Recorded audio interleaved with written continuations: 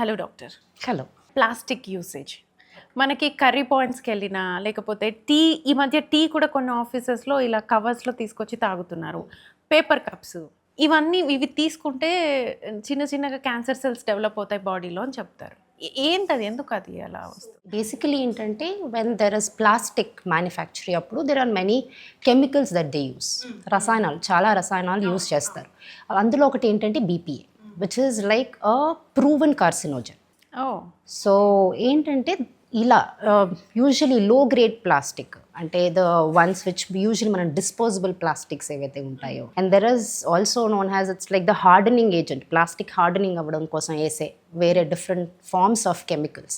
So వాటి వల్ల ఏంటంటే when they are expose to high grade heat, so అంటే ఏంటంటే మనం వేడివేడిగా ఫుడ్ చేసిన తర్వాత దాంట్లో వేసి ప్యాక్ చేస్తాం. So what happens is that starts degrading. Okay, దాంట్లో డిగ్రేడ్ అయ్యి there is a risk of leaking of those chemicals into the food that we eat. So ఆ పాసిబిలిటీ ఉంటుంది, ఆ ఛాన్సెస్ ఉంటాయి. సో ఏంటంటే when you have repeated exposure to that, అప్పుడు there is a chance that you can end up with cancer. Second question, non stick cookwares వీటిల్లో వాడినా లేకపోతే oil రిపీటెడ్గా యూజ్ చేసినా క్యాన్సర్ వస్తుంది. So this is a question because ఏంటంటే Teflon usually that is the coating, that is non stick అన్నప్పుడు Teflon coating చేస్తాం. So Teflon per se డైరెక్ట్గా విల్ ఇట్ కాజ్ క్యాన్సర్ అంటే there is no strong data supporting it. But what happens is Teflon high టెంపరేచర్స్కి, అంటే మనం ఎప్పుడైతే బాగా fry చేసిన ఫుడ్స్ తింటాం, అదే లో టు మోడరేట్ హీట్ గినక మనం చేసుకొని వండుకుంటే నో ప్రాబ్లం. బట్ హై టెంపరేచర్స్కి పెట్టి బాగా డీప్ ఫ్రై చేస్తాం చూడండి, చేసినప్పుడు మెల్లగా Teflon will start peeling. First తీసుకున్నప్పుడు ఇట్ ఈస్ లైక్ అవును, so it starts peeling. When you that peel అవడం మొదలయ్యి when you start eating that, then that can act as a carcinogen. Okay, so what you have to do, ఏం చేయాలి అంటే either you will have to replace it once it starts peeling, ఆ గిన్నెని discard చేయాలి.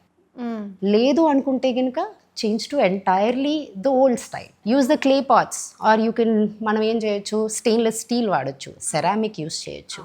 So వీటన్నిటిలో cook చేసుకోవచ్చు. Third question, cosmetics. Lipstick వాడినా cancer వస్తుంది, అదే మేకప్ వాడినా క్యాన్సర్ వస్తుంది, హెయిర్ ట్రీట్మెంట్స్ చేసినా ఎందులో అయినా వస్తుంది అంటారు. So basically what happens is మన ఏదైనా కాస్మెటిక్ ప్రోడక్ట్స్ మ్యానుఫ్యాక్చర్ చేసినప్పుడు to increase the shelf life అంటాం, where you want to like ఎక్కువ రోజులు పాడవకుండా ఉండడానికి. సో ఏంటంటే we use lot of preservatives like ఏంటంటే paraben, these are the terms when cosmetics తీసుకున్నప్పుడు, that is when you can look into it. నార్మల్గా దాంట్లో పారాబిన్స్ కానీ లేకపోతే థాలేట్స్ అంటారు, లేకపోతే PFAOs అంటారు. So these are like the different chemical names. So ఇవన్నీ యాడ్ చేసినప్పుడు ఏంటంటే you increase the shelf life. ఇది కాకుండా నార్మల్గా మనం బ్రైట్ కలర్ లిప్స్టిక్స్ యూజ్ చేస్తాం, because women like something which is bright red or dark colour lipsticks. So దాంట్లో ఏంటంటే to give that good colour heavy metals use చేస్తారు, like lead or cadmium. So those are associated with cancers అని, that is what the data సజెస్. So but always గుర్తుపెట్టుకోవాల్సింది ఏంటంటే అది ఒకసారి use చేయగానే వచ్చేస్తుందా అంటే కాదు, it is a long standing long term use. Okay. And there can be people who may not even develop, అంటే ఇప్పుడు it's like they've been cosmetics అనేది చాలా ఇయర్స్ నుంచి యూస్ చేస్తూనే ఉన్నారు. బట్ ఏంటంటే this is the recent data that we have found out. So అవి లేకుండా కూడా you are getting products. So when you by them, you look at them and then you buy. So ఇప్పుడు క్యాన్సర్ని చూస్తే చిన్న పిల్లలకు కూడా క్యాన్సర్ అటాక్ అయిన పిల్లలు ఉన్నారు కదా, వాళ్ళని చూస్తే చాలా బాధేస్తుంది. వాళ్ళకి అసలు క్యాన్సర్ అంటే ఏంటి తెలీదు, ఎందుకు సఫర్ అవుతున్నామో తెలీదు. ఇది జెనెటికల్గా వచ్చే ప్రాబ్లమా లేకపోతే మధ్యలో కనిపించే ప్రాబ్లమా, రెండు ఉన్నాయా? రెండు ఉండొచ్చు. సో బేసికలీ ఏంటంటే ఇఫ్ దర్ ఇస్ లైక్ కొన్ని సెట్ ఆఫ్ జీన్స్ ఉంటాయి, లైక్ రెటినోబ్లాస్టోమా జీన్ అంటాం. సో అలాంటి ఏంటంటే అది it is inherited. So it's like recessive gene transfer అంటారు. ఓకే. సో అలాంటిది ఏంటంటే యూజువలీ పేరెంట్స్లో కనిపించకపోవచ్చు, but the thing is later డేట్లో కన్సాంగ్యునస్ మ్యారేజెస్ అలా ఏమైనా చేసుకున్నప్పుడు then there can be a risk that these kind of recessive genes వీళ్ళలో ప్రొనౌన్స్డ్గా కనిపించే ఛాన్సెస్ ఉంటాయి. సో ఫీనోటిపిక్ ప్రజెంటేషన్ వీళ్ళలో రావచ్చు, సో జీన్స్లో ఉండొచ్చు, బట్ ఈ పేషెంట్లో మనం కన్సాంగ్యునస్ చేసుకున్నప్పుడు వచ్చే ఛాన్సెస్ ఉంటాయి. ఓకే. ఇప్పుడు చిన్నపిల్లలు అయిపోయింది కదా, ఉమెన్స్లో మనం ఎక్కువ చూస్తుంటాం, ఎక్కువగా వినేది cervical cancer, breast cancer. Breast క్యాన్సర్లో ఉన్నటువంటి అపోహలు ఏంటంటే, నేను విన్నది పాలిచ్చే తల్లుల్లో బ్రెస్ట్ క్యాన్సర్ రాదు, పాలు ఇవ్వని లేకపోతే పిల్లలు పుట్టని వాళ్ళల్లో ఎక్కువగా కనిపించే ఛాన్స్ ఉంది అని. So yes, so that is true. So ఏంటంటే నల్లి ప్యారిస్ అంటాం, ఎవరైతే అసలు బిడ్డలనే కనరో వాళ్ళని నల్లి ప్యారిస్ అంటారు.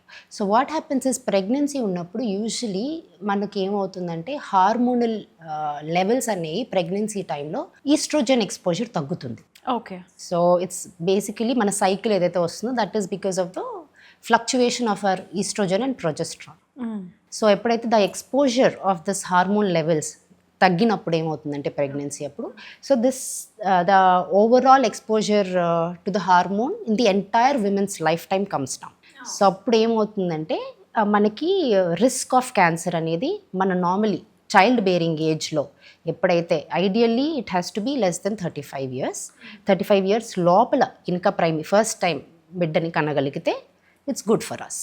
ఓకే. ఓకే. సో ఇంకోటి ఏంటంటే ఇప్పుడు మళ్ళీ the other reason that we have been seeing in the recent times is about using long term contraceptive pills. So ఆ క్వశ్చన్ గురించి అందరూ అడుగుతున్నారు. సో ఈ కాంట్రసెప్టివ్ మధ్య యూసేజ్ బాగా పెరిగింది కదా.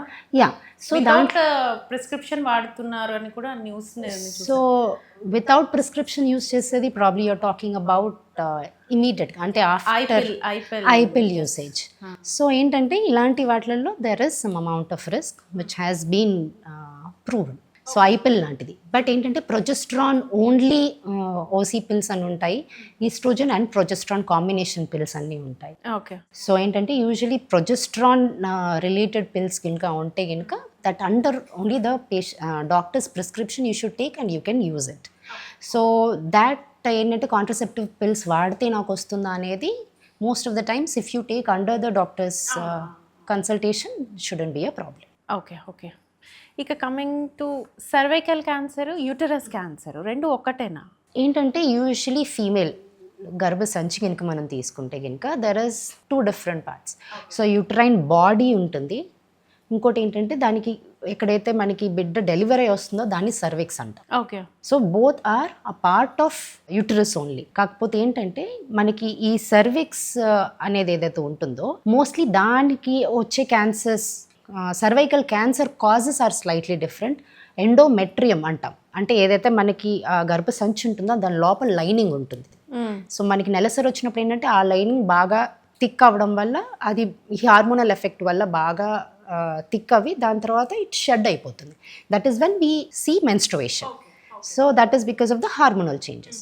కానీ ఈ సర్వైకల్ క్యాన్సర్ ఏదైతే ఉంటుందో దట్ ఈస్ బికాస్ ఏముందంటే నార్మల్గా మనకి యూజువలీ రిపీటెడ్గా HPV infections when you have unprotected sexual activities కానీ లేకపోతే ఎర్లీ ఏజ్లోనే ఇఫ్ యూ హ్యావ్ ఏమంటారు సెక్షువల్ యాక్టివిటీ అంటాం, ఇలాంటివి ఉన్నప్పుడు లేకపోతే మల్టిపుల్ పిల్లలు deliveries multiple deliveries are also because wear and tear of cervical usually ఏంటంటే అక్కడి నుంచే బిడ్డ వస్తుంది కాబట్టి ఆ సర్విక్స్ అనేది యూజువలీ డైలేట్ అవుతుంది. సో అక్కడ ఏంటంటే wear and tear of cervix వల్ల there is a risk. So ఏంటంటే రిపీటెడ్గా ట్రామా ఆ ఏరియాకి అవ్వడం వల్ల సర్వైకల్ క్యాన్సర్ అండ్ హెచ్పివి రిపీటెడ్గా హెచ్పివి ఇన్ఫెక్షన్ రావడం, it's kind of a virus. So ఏంటంటే ఆ ఇన్ఫెక్షన్ రిపీటెడ్గా అంటే లాంగ్ స్టాండింగ్గా ఉండి అది అక్కడికి ఇంకా మనకి కార్సినోజెన్స్ స్టార్ట్ అవుతే కనుక అప్పుడు వాళ్ళకి సర్వైకల్ క్యాన్సర్గా మారుతుంది. Okay. But when it comes to endometrium it's a different thing. ఇదేంటంటే హార్మోన్ లెవెల్స్ ఒక ఫ్లక్చుయేషన్ వల్ల usually when there is increased exposure to your hormone అదేంటి to your oestrogen.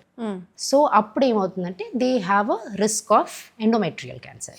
So the risk factors for endometrial cancer is different. అదేంటి obesity, లేకపోతే you know sedentary life style, somebody not having a physical activity ఒకటి, మళ్ళీ hormonal replacement therapies అని తీసుకుంటారు. After ఏంటంటే మనకి menopause వచ్చేసిన తర్వాత because it causes its own menopausal symptoms ఉంటాయి. To reduce that hormonal replacement therapy once upon a time it was used a lot but now the frequency has come down. So మరో ప్రోగ్రాంలో మళ్ళీ కలుసుకుందాం. నమస్తే.